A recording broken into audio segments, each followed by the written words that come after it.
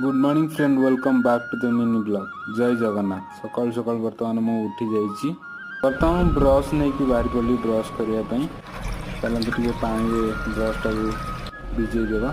तो ब्रश करवा मुझे बर्तमान स्टार्ट करदेली। ब्रश चल करदे। बर्तमान पूरा मु गाधा बाधा कर फ्रेश हो रेडी है पूरा ऑफिस जावाई। ऑफिस जावा लुकटा एमती किसी अच्छी। तो चलतु बाहरी पड़ा ऑफिस।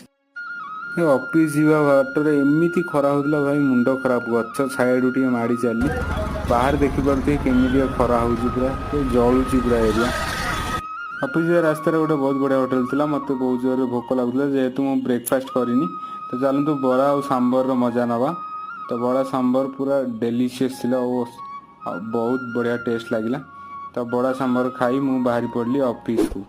फाइनली आसी मु ऑफिस रे पहुंच जाइए। जदि आपको वीडियो भल लगुथिबो ताले प्लीज लाइक शेयर सब्सक्राइब। जय जगन्नाथ।